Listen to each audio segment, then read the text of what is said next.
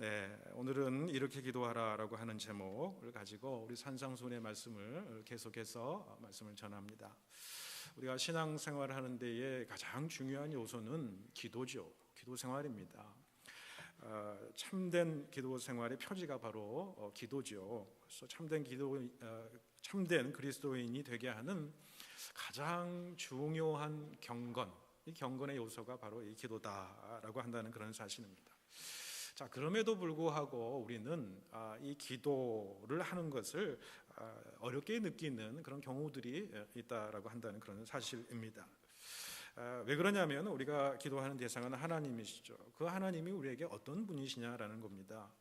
우리는 지금 이 과학주의 시대에, 실증주의 시대에 살아가고 있습니다. 이러한 시대는 감각 경험, 또 그리고 이 감각 경험이 검증을 통해서 확실히 된 어떤 진리만을 믿고 사는 그런 어떤 시대에 우리가 살아가고 있다라고 한다는 사실이죠. 그러나 우리가 살아가는 이 세속성, 이 과학성의 어떤 시대 가운데서 우리 신앙인의 모습은 이 사실들을 초월해야 된다라는 것을 우리가 너무 잘 압니다. 그러나 우리가 살아가는 이 시대를 우리가 살아가다 보면은 참 이 보아야 우리가 알 수 있고요, 들어야 우리가 깨닫게 되고, 또 우리가 만져야지, 감각으로 경험해야지 느끼게 되고, 이것이 진실이고 이게 사실인 것을 우리가 느끼게 된다라고 한다는 사실입니다. 자, 그런 의미에서 보면은 하나님은 우리 눈에 보이는 것 같지가 않아요. 또 잡히는 것도 없는 것 같습니다. 하나님이 우리에게 직접 들려주시는 음성도 없는 것 같습니다.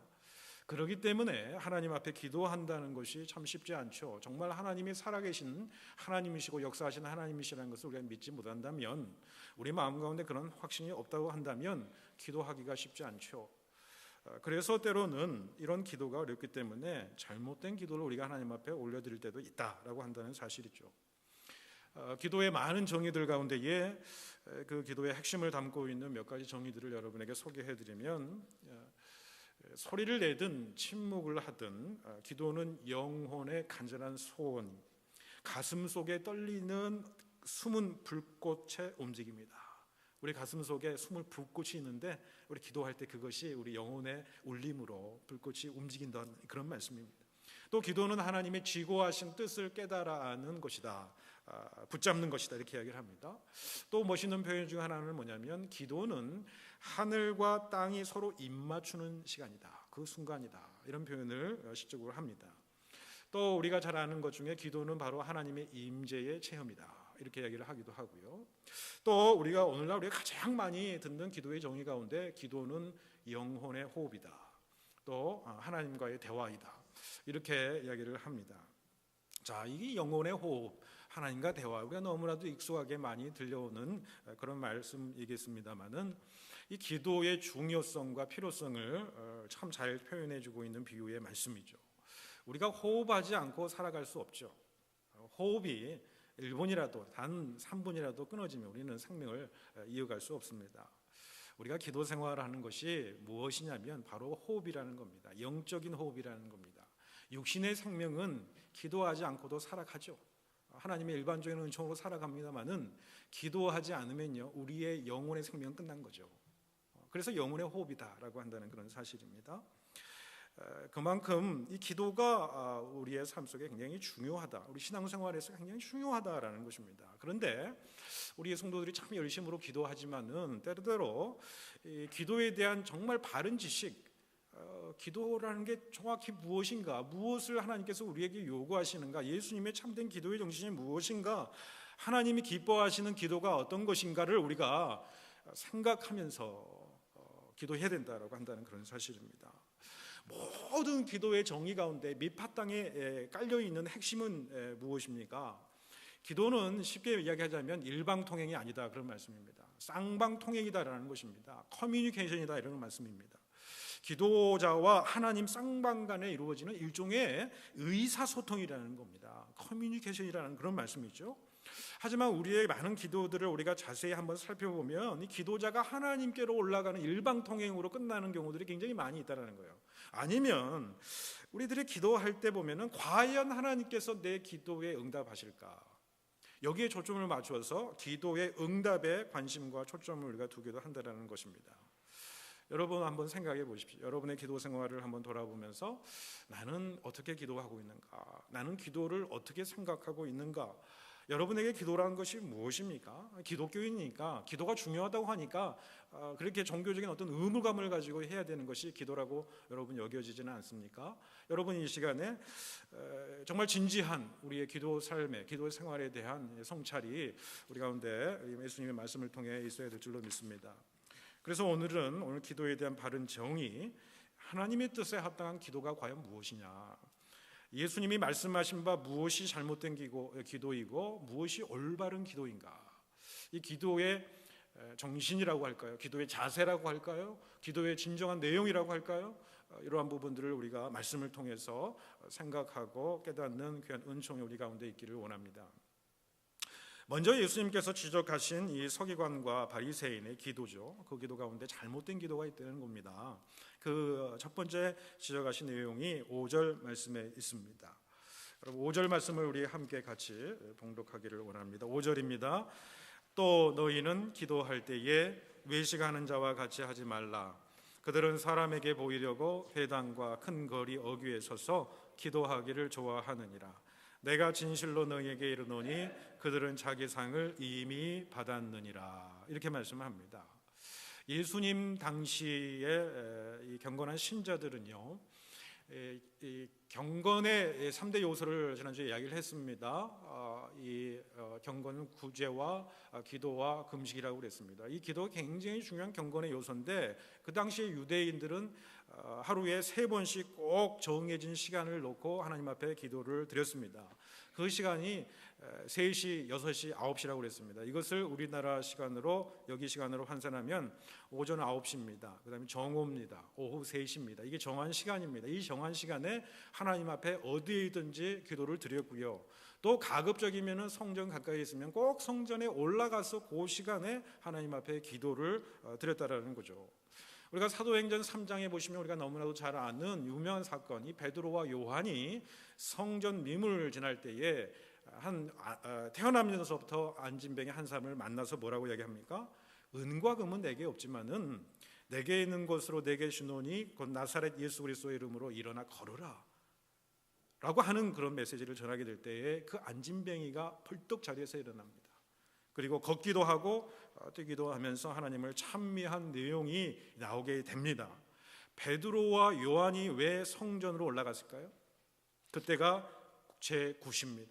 그러니까 지금으로 보면 오후 3시인 거죠. 이 정한 기도 시간에 기도하러 성전에 올라가다가 그 안진뱅이를 만났던 거죠. 그리고 하나님의 놀라운 역사가 이루어졌다라고 한다는 사실입니다. 그러니까 예수님 당시의 사람들은 하루에 3번씩 시간을 정해놓고 특별히 성전에 가서 하나님께 기도하는 일들 자체, 이 형식 자체를 예수님께서 비판하셨느냐, 지적하셨느냐, 나무라셨느냐, 그게 결코 아니라는 겁니다. 그럼 무엇을 지적했을까요? 여러분 누가복음 18장의 말씀에 보시면 이런 말씀이 있죠. 바리새인과 세리가 성전에 올라가서 정한 기도 시간에 기도를 합니다. 근데 여러분 바리새인의 기도를 보십시오. 이 바리새인들은요 꼿꼿하게 섭니다. 그리고 성전 제일 깊숙 앞면까지 가서 하늘을 지켜 세우고 얼굴을 하늘을 향해 지켜 세우고 하나님 앞에 큰 소리로 기도를 드립니다. 오랫동안 기도로 큰 소리로 모든 사람이 듣도록 기도를 올려드립니다. 반면에 세리의 기도는 어떻습니까? 세리는 멀리 떨어져서 감히 하늘을 우러러보지도 못합니다. 얼굴을 땅에 내려뜨린 채로 가슴을 치면서 내가 통곡하면서 기도를 드립니다. 그런데 여러분 바리새인의 기도나 이 세리의 기도나 모두 다 이 성전에 들어가서 서서 기도했다는 겁니다. 그러니까 성전에 들어가서 기도하는 거 정해진 시간에 가서 하나님 앞에 약속하던 그 시간을 하나님 앞에 올려드리면서 기도하는 것이 나쁜 것이 아닙니다. 서서 기도하는 것이 나쁘다는 것이 아닙니다. 문제는 무엇입니까? 여러분 이 바리새인의 기도는 어떻습니까? 사람이 많이 보이는 곳 앞에 가서 일부러 꼿꼿한 자세로 얼굴을 들켜 세우고 손을 높이 들고 오랫동안 큰 소리로 기도했다. 여러분 이게 무엇이 잘못입니까? 왜 잘못입니까? 예수님께서 말씀하신 바 그런 기도를 드렸던 예수님은 동기를 보시는 거죠. 예수님은 항상 산상수훈을 보십시오. 그 행위에 나타난 것들을 가지고 이야기하시는 것보다도 그 행위가 드러나게 된 마음의 동기를 예수님께서 말씀하시는 걸 보게 됩니다. 그 바리새인의 기도하는 그 동기가 무엇이냐는 거예요. 그 동기가 뭐냐면 저희는 사람에게 보이려고 했다는 겁니다. 그래서 그들의 외식적인 기도의 결과가 5절 끝에 보면은 내가 진실로 너희에게 이르노니 그들은 자기 상을 이미 받았느니라 라고 말씀합니다. 사람들한테 칭찬은 받죠. 참 경건한 모습처럼 보입니다. 그런데 그것으로 받을 상이 다 끝나버렸다는 것입니다. 그 바리새인들이 드린 기도는요, 하나님 앞에 드려진 기도가 아니다는 겁니다. 사람 앞에 드려진 기도라는 것입니다. 하나님 앞에 받을 상이 하나도 없다는 거죠. 여러분, 다음으로 잘못된 기도를 예수님께서 또 지적을 하고 계신 7절 말씀입니다. 7절 말씀 같이 또 읽겠습니다. 또 기도할 때에 이방인과 같이 중언부언하지 말라. 그들은 말을 많이 하여야 들으실 줄 생각하느니라. 예수님이 지적하신 잘못된 기도는 뭐냐면 이방인과 같이 중언부언하는 기도다라는 것입니다. 중언부언하는 기도인데 이방인과 같이라는, 이게 중요합니다. 여러분, 중언부언이라는 게 무슨 말입니까? 헬라어로 바타로게오라고 하는 말이 쓰였습니다만은 의미 없는 말을 계속 반복하는 것을 말합니다. 또 우리가 의미 있는 단어라고 할지라도 그 의미 있는 말에 우리가 생각을 담지 않습니다. 마음을 담지 않습니다. 계속해서 형식적으로 짓거리면서 올려드리는 그 기도, 그것을 이제 중언부언이다 이렇게 이야기를 한다는 거죠. 여러분, 기도는요 단순해야 됩니다. 기도는 진솔해야 됩니다. 하나님 앞에서 올려드리는 기도해야 되는 것입니다. 사람 앞에 보이려고 하는 기도가 아니죠. 기도는 마음을 담아야 됩니다. 뜻을 담고 정성을 담아야 되는 것이죠. 여러분, 우리가 이걸 한번 생각해 봅시다. 우리가 정말 친밀한 어떤 교제와 사랑과 나눔과 이런 어떤 진솔한 관계 속에서 나오는 어떤 그 대화의, 인간적인 대화의 내용들을 우리가 한번 생각해 보시면, 우리가 먼저 그런 관계, 깊은 친밀한 관계에 들어가는 이 상대방을 호칭할 때 말이죠, 복잡한 수식어를 붙이지 않습니다. 그런데 우리가 기도할 때 보면 하나님을 호칭할 때 온갖 미사여구를 덧붙여서 기도할 때가 종종 있는 것을 보게 되죠. 천지 만물을 창조하시고 전능하시고 전지하시고 자비로우시고 은혜로우시고 사랑에 한이 없으시고 언제든지 진실하시고 온 땅이 충만하시고 이 땅의 완성자되시고 나중에 심판자로 오실 그 하나님 아버지께 이렇게 기도를 한다는 거죠. 그래야 하나님께서 잘 들으시는 걸까요? 여러분, 한마디를 해도 내가 왜 이런 말을 하는지 믿음으로 마음을 담아서 알고 우리가 기도해야 되는 건데, 기도해야 된다는 겁니다. 여러분, 우리가 시편의 말씀을 보십시오. 시편의 대부분의 내용들은 탄식입니다. 굉장히 힘들고 어려울 때 하나님을 의지하고 부르는 시편들의 내용이 대부분이라는 겁니다. 그런데 하나님을 부를 때에 여러분, 시편 어느 구절을 찾아보십시오. 복잡한 수식어가 붙이지 않습니다. 단순히 하나님이여 여호와여 내 하나님이여, 이 한마디로 시작한다는 거죠. 조금 더 길어보았자 만군의 여호와여 여호와 내 구원의 하나님이여 왕이신 나의 하나님이여, 이 정도라고 한다는 것입니다. 이건 무엇을 의미할까요? 그만큼 하나님과 친밀하다는 것을 이야기하는 것이 아니겠습니까?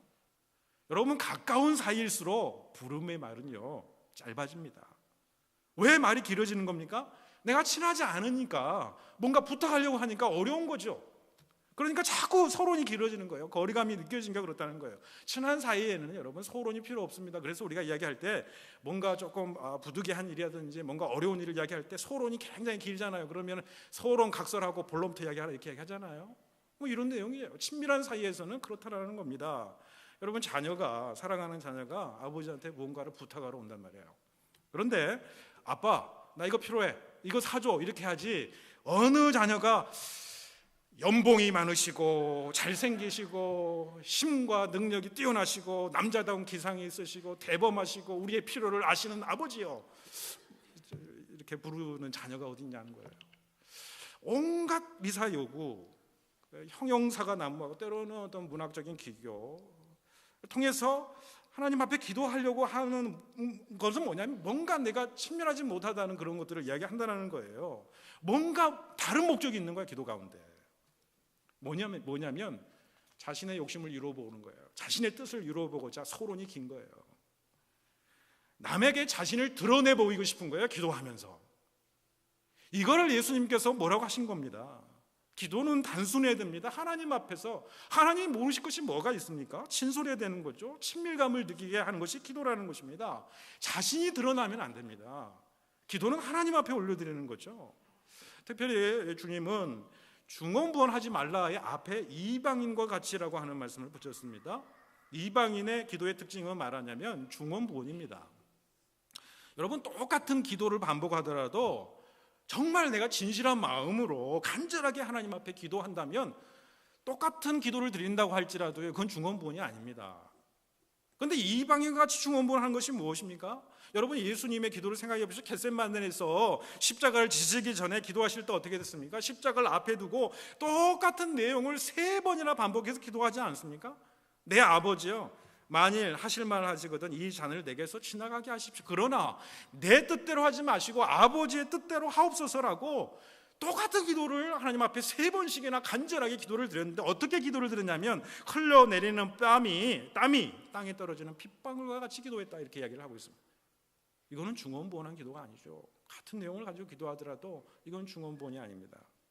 우리가 잘 아는 대로 사도 바울 보십시오. 육체에 가시가 있었습니다. 너무나도 육체의 가시 때문에 힘든 겁니다. 하나님 앞에 간절히 3차례 기도했다고 이야기를 합니다. 그 3차례 기도한 것은요, 유대인의 특성상 보면 기간을 정해놓고 금식을 하면서 하나님 앞에 간절한 마음으로 부르짖는 기도였을 것이라고 한다는 사실입니다. 이렇게 3번 반복해서 기도했다고 해서 이건 중언부언 기도라고 보기 어렵다는 겁니다. 그렇지 않다라는 거예요. 똑같은 기도를 반복하더라도 우리의 마음을 오로지 하나님을 향해서 전심으로 구한다면 아무런 문제가 되지 않아요. 예수님도 똑같은 기도를 전심으로 드렸을 때 3번 기도하고 나서는 하나님의 온전하신 뜻을 깨닫고 나서는 그 다음부터는 어떻게 됩니까? 마음의 평강이 오는 거예요. 마음의 평안이 옵니다. 더 이상 기도하지 않습니다. 사도 바울도 보십시오. 3번이나 간절하게 기도했지만 하나님 들어주지 않아요. 하나님께서 말씀하신 응답이 뭡니까? 네 약한 것에서 온전해짐이라. 네 약함을 통해서 하나님의 강함이 임하니라 라고 말씀하시니까 더 이상 그 기도에서 기도하지 않아요. 똑같은 기도를 반복하더라도 우리의 마음을 온전히 하나님을 향해서 진심으로 구한다고 한다면 그건 문제되지 않아요. 하나님 들어주세요. 그런데 입술 따로 마음 따로가 이 문제라는 겁니다. 예수님의 말씀대로 본시 중언부언은 이방인의 특징입니다. 성경에 그 예들이 나와 있습니다. 왕상 18장에 보시면은 엘리야가 갈멜산에서 이 바알 선지자들과 대결하는 장면이 나오게 됩니다. 그때 바알 선지자는요, 아침부터 저녁 늦게까지 온종일 똑같은 말만 계속 반복합니다. 바알이여 우리에게 응답하소서, 바알이여 우리에게 응답하소서, 계속해서 반복합니다. 이건 주술입니다. 온종일 이게 중언부언이라는 겁니다. 사도행전 19장에도 보면요, 에베소 사람들이 이 사도 바울을 참소하려고요, 반대하려고 연극장에 다 모여가지고요, 똑같은 말을 계속해서 외치는 게 뭐냐면 크도다 에베소 사람의 아데미여, 크도다 에베소 사람의 아데미여, 이렇게 크게 계속해서 부르셨습니다. 이게 중언부언입니다. 이게 왜 이방인들은 기도할 때 이렇게 중언부언하냐? 7절 하반절에 예수님께서 아주 간단하게 대답을 하십니다. 그들은 말을 많이 하여야 들을 줄 아느니라, 이렇게 이야기를 한다는 거예요. 이방인의 기도는 자기들이 말을 많이 할수록 또 이 주술과 같이 계속해서 반복적으로 기도하면 할수록 기도가 길수록 기도에 더 효과적이다라는 거예요. 이것이 잘못됐다라는 것입니다. 여러분, 바알 선지자들이 이 갈멜산성에서 바알을 부를 때에 그 왕상 18장의 모습을 자세히 보시면은요, 그들의 기도의 특징이 나옵니다. 먼저 그들은 바알 신을 깨웁니다. 바알 신이 잠자고 있는 거예요. 깨우는 거예요. 자기 이제 듣게 해달라고 그러면 자기의 소원을. 잠자는 바알을 깨우기 위해서 바알을 큰 소리로 계속해서 부릅니다. 그들의 신은 깨워야, 불러야, 귀찮게 해야 그 소원을 들어주는 신인 거죠. 그 다음에 그것도 부족해서 송아지를 잡습니다. 그걸 제단 위에 올려놓고 어떻게 합니까? 그 제단에 제사를 올려주면서 주변을 뛰어놀면서 자기 총을 치면서 그렇게 제물로서 이 바알의 그 마음을 움직이려 했던 것이죠. 뭐냐면 신에게 아첨을 떤 겁니다. 아첨을. 그래서 기도 응답을 받고자 하는 거죠. 그것도 안 되니까 그들은 어떻게 합니까? 칼과 창으로 자기의 몸을 상하게 하고 피를 흘리게 합니다. 이거는 뭐냐면 거의 협박 수준입니다. 그러니까 좋은 말로 할 때 좀 들어달라, 그런 이야기입니다. 그 뒤로도 계속해서 이 바알의 이름을 부르는 모습을 보게 된다는 거죠. 이방인들의 중언부언하는 기도의 특징은 뭐냐? 신을 깨워야 된다고 생각하는 겁니다. 그리고 아첨을 하는 겁니다. 협박을 하는 거죠. 귀찮게 졸라대는 겁니다. 무엇을 하기 위해서요? 자신의 소욕을, 자신의 욕망을 어떻게든지 이루어버리고 끝까지 그렇게 한다는 거죠. 그러니 중언부언할 수밖에요. 기도가 기울어질 수밖에 없다는 거예요. 전도서 기자는 전도서 5장 2절에 이런 말씀을 합니다. 너는 하나님 앞에서 함부로 입을 열지 말며 급한 마음으로 말을 내지 말라. 하나님은 하늘에 계시고 너는 땅에 있음이니라. 그런즉 마땅히 말을 적게 할 것이니라 라고 이야기를 합니다. 여러분, 이 말씀은 우리의 기도가 간결해야 된다, 짧아야 된다, 그런 뜻이 아닙니다. 이방 사람들처럼 빈말을 하지 말라는, 빈말을 되풀이하지 말라는 그런 말씀입니다. 기도로 하나님을 설득하거나 하나님의 뜻을, 하나님께 자신의 뜻을 강요하는 수단으로 사용하지 말라는 거예요. 그거 주문 외우는 거나 마찬가지다 그런 말입니다. 여러분, 그들의 이방인의 잘못된 기도가 결정적인 이유가 뭐냐면 빈말이에요. 빈말이란 건 무엇이냐면 담겨야 될 내용이 담겨지지 않는 그런 말을 이야기합니다. 기도에 담겨져 있어야 될 가장 중요한 정신은 무엇이냐면 겸손함입니다. 주여 나를 불쌍히 여기소서. 주여 우리를 불쌍히 여기소서. 주여 우리 교회를 불쌍히 여기소서라는 것이 기도의 가장 큰 정신입니다. 기도는요, 하나님께 명령하거나 강요하는 것이 아닙니다. 하나님을 자기의 마음대로 부리는 수단의 역할로 드려지는 게 아닙니다. 하나님 앞에서 우리 자신의 무력함을 인정하는 것입니다. 하나님의 전능하심을 인정하는 행위라는 거죠. 내 자신은 너무나도 유한합니다. 죄된 본성을 가지고 있습니다. 그러나 하나님은 영원하십니다. 내 자신은 너무나도 어리석습니다. 그러나 하나님은 지혜로우십니다. 당신이여 나에게 도움을 주소서라고, 나를 불쌍히 여기소서라고 하는 그런 행위가 기도라는 것입니다. 겸손한 마음이 기도의 가장 중요한 정신이라는 거예요. 여러분, 우리가 기복신앙이라고 하는 말을 많이 합니다. 이 기복신앙이 한국 기독교의 문제점이다라고 이야기를 많이 합니다. 기복신앙은 이 복을 그대로 달라고 비는 신앙을 얘기를 하는 것이죠. 그런데 여기에서 복은요, 대부분 세속적이고 물질적인 복을 의미하죠. 그러니까 자신의 욕망을 위해서, 욕망을 성취하기 위해서 기도하는 거죠. 그래서 그것을 받기를 원하는 겁니다. 내가 지금 인간적인 능력으로 갖고 싶어요. 근데 능력이 안 돼요. 그런데 하나님의 힘을 빌려서, 절대자의 능력을 빌려서 내가 갖고 싶은 것을 가지고자 하는 거예요. 이게 기복신앙입니다. 주술적인 신앙과 또 마찬가지라는 거예요. 우리가 뭐 수리 마수리 하면서 주술 외워야 주술이 아니라는 거예요. 절대자의 힘과 능력을 빌려서 내 욕망, 육신의 소욕을 채우려고 하는 것이 주술이고 기복신앙이라는 거예요. 이 주술과 기복신앙은 기독교 신앙이 아닙니다. 이것이 신앙의 중요한 내용으로 자리 잡고 있는 삶의 양태는요, 영적 사기입니다. 기복신앙의 기도와 기독교의 기도를 다루는 중요한 기준은 뭐냐면, 기도는요, 자신에 대한 성찰이 우리 가운데 있느냐를 따져야 된다는 거예요. 기도하는 내가 누군가, 하나님 앞에 내가 달려붙어서 하나님의 이 긍휼하심을, 인자하심을 바라는 내 자신은 어떤 사람인가, 내가 왜 기도해야 되는가, 끊임없이 기도 가운데 묻는 사람이어야 된다는 겁니다. 그것이 올바른 기독교인의 모습이라는 거예요. 자신에 대한 비판적인 질문을 할 수 있는 사람이 여러분 기독교인입니다. 그렇지 않으면 기복신앙으로 반드시 흘러갈 수밖에 없어요. 여러분, 우리가 다음 이야기를 조금 더 깊이 있게 생각해 볼 필요가 있습니다. 아돌프 아이히만이라고 하는 여러분 사람, 이 이야기를 너무나도 잘 아시는 이야기입니다만은, 이분은 나치의 장교였죠. 게슈타포에서 비밀 경찰관이었습니다. 2차 대전 때 이 수백만 명의 유태인을 학살한 전범이죠. 유대인을 유럽 각지에서 다 잡아다가 이 포로 수용소로 보내는 그 열차로 이송하는 그 모든 일들의 최고 책임자가 아돌프 아이히만이었습니다. 그는 스스로 500만 명이나 되는 사람을 유럽 각지에서 포로 수용소로 자기가 옮겼다고 스스로 자랑할 정도였습니다. 독일이 패망하고 났을 때에 그는 여기저기로 도망다닙니다. 나중에는 아르헨티나 산속에 가서 그가 이제 있게 되죠. 15년간을 숨어서 지냅니다. 그런데 이 유대인들은요, 끝까지 이 사람을 추적합니다. 그래서 15년 후에 1960년도에 이스라엘 비밀 조직 모사드에 의해서 체포됩니다. 그리고 누렌베르크 전범 법정에서 재판을 하게 되죠. 그리고 거기서 교수형을 받게 됩니다. 그런데 이 재판을 독일 출신 유대인 철학자, 여자 철학자 한나 아른트라는 유명한 철학자가 있습니다. 이 모든 재판의 과정을 참관하고 나중에 보고서를 씁니다. 그 보고서가 나중에 책으로 나오게 되는 거죠. 그런데 그 보고서의 책의 제목이 참 의미심장합니다. 예루살렘의 아이히만, 악의 평범성에 대한 보고가 그것입니다. 아이히만은 이 법정에서의 모습을 보면, 여러분 지금도 유튜브나 가보면 그 법정의 모습, 아이히만의 모습을 볼 수가 있습니다.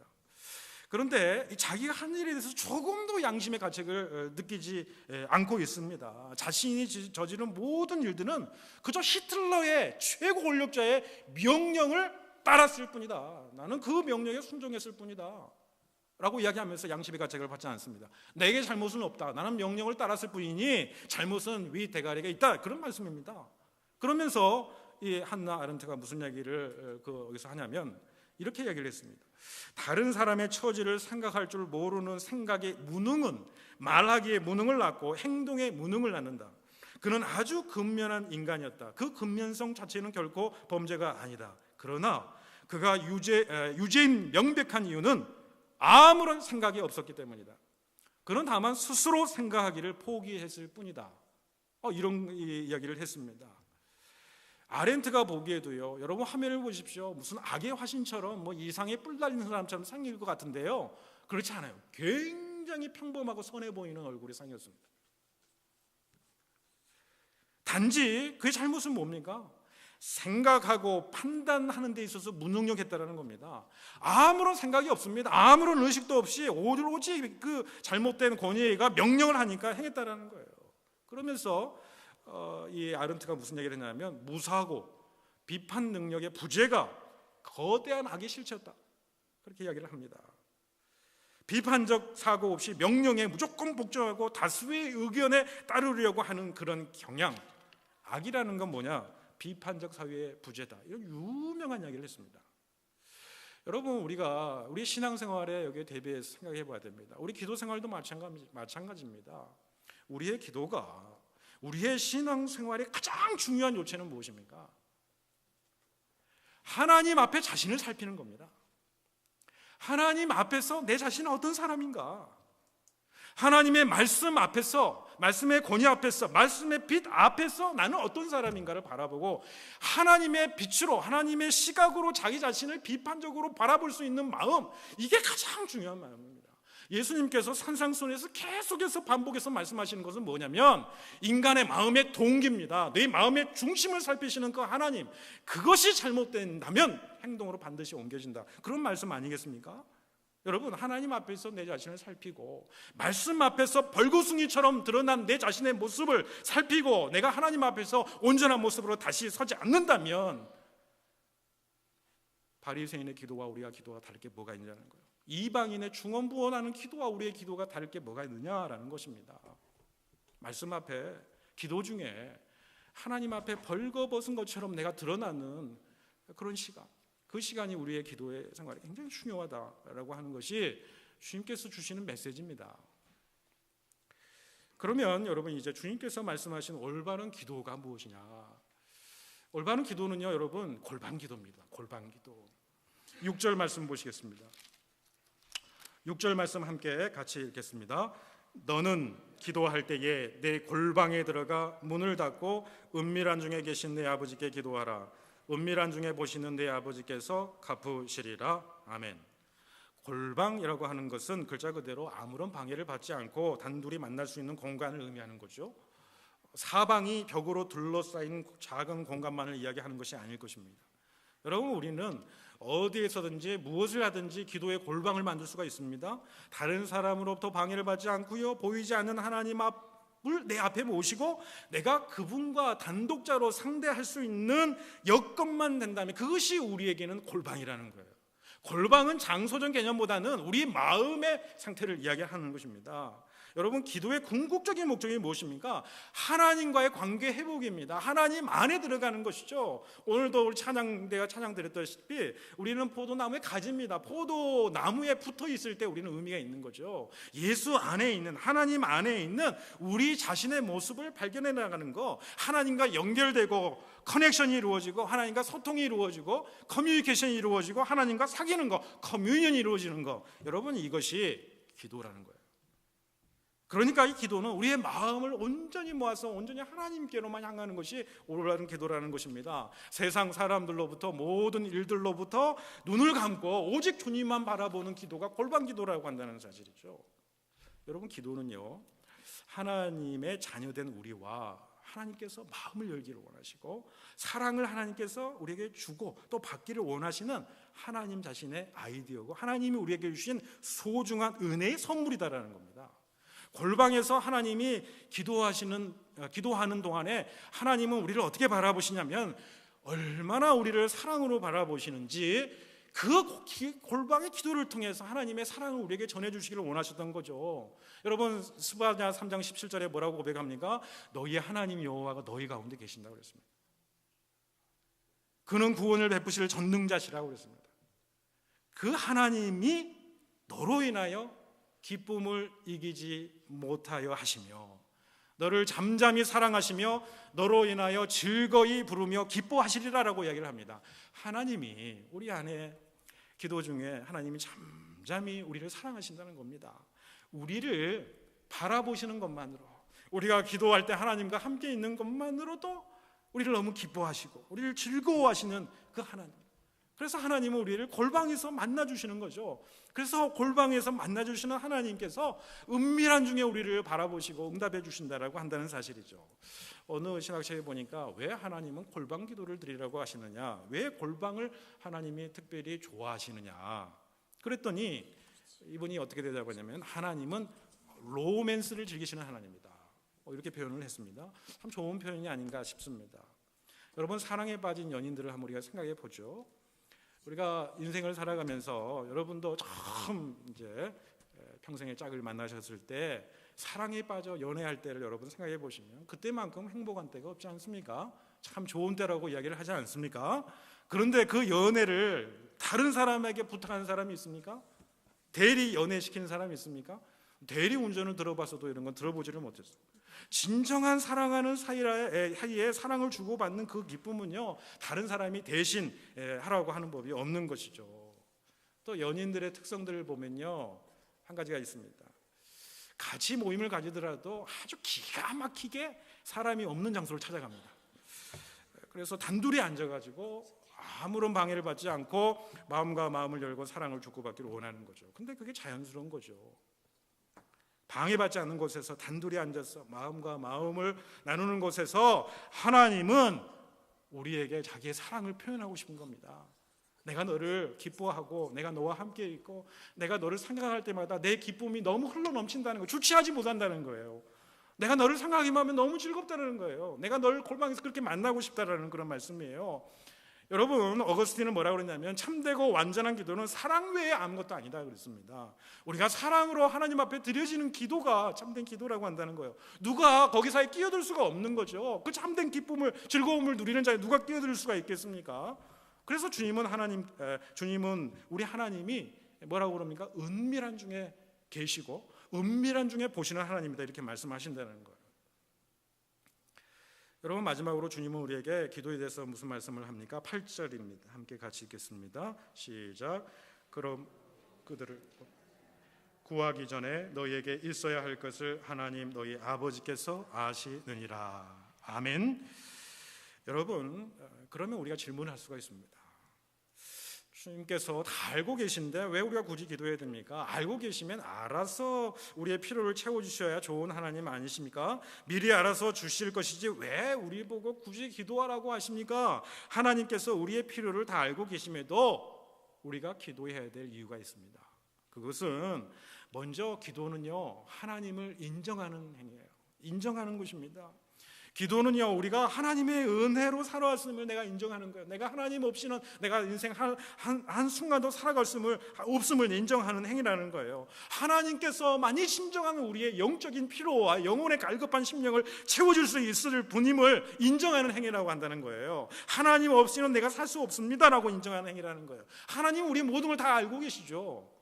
시편 139편에도 말씀해 보면 여호와 하나님의 내 혀의 말을 알지 못하는 것이 없나이다라고 이야기를 합니다. 전지전능하신 하나님께서 모르신 것이 뭐가 있겠냐는 거예요. 멀리서도 우리의 생각을 다 헤아리고 계시는 분이시고 태초부터 마지막까지 알파 오메가 되신 하나님이 모르시는 것이 어디 있냐라는 것입니다. 다 알고 계신다는 거예요. 여러분이 가지고 있는 슬픔이 무엇인지 알고 계시고요, 마음의 깊은 상처가 무엇인지 알고 계시고, 지금이 정말 하나님께 말하고 싶은 것이 무엇인지 알고 계신다는 거예요. 나에게 정말 필요한 것이 무엇인지 굳이 말하지 않아도 그분 알고 계신다는 거예요. 그 알고 계신 하나님이 내 주님이십니다. 그 알고 계신 하나님이 내 주권자이시고 내 인도자이시고 참된 생명을 내게 주시는 분이십니다라를 인정하는 행위가 기도라는 겁니다. 다음으로 여러분, 기도는 내가 말을 많이 해서 내가 원하는 것을 받아내는 수단이 아닙니다. 오히려 기도는요, 하나님이 우리에게 주기를 원하시는 것을 주시기 위해 사용하시는 하나님의 수단이에요. 인간의 수단이 아닙니다. 기도의 목적은 우리의 필요를 채우는 것이 아닙니다. 기도의 목적은 하나님의 필요에 합당한 사람으로 변화되는 것을 얘기하는 거예요. 삶의 조건을 변화시키는 능력이 기도가 아니에요. 물론 기도 가운데 우리 삶의 변화가 능력이 일어나기도 하죠. 그러나 기도는 그것보다 더 앞서 우리의 마음을 변화시키는 하나님의 생명력 있는 역사라는 거예요.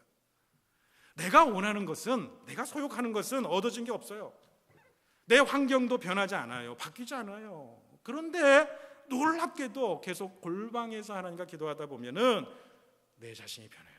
생각이 변합니다. 환경은 변하지 않았어요.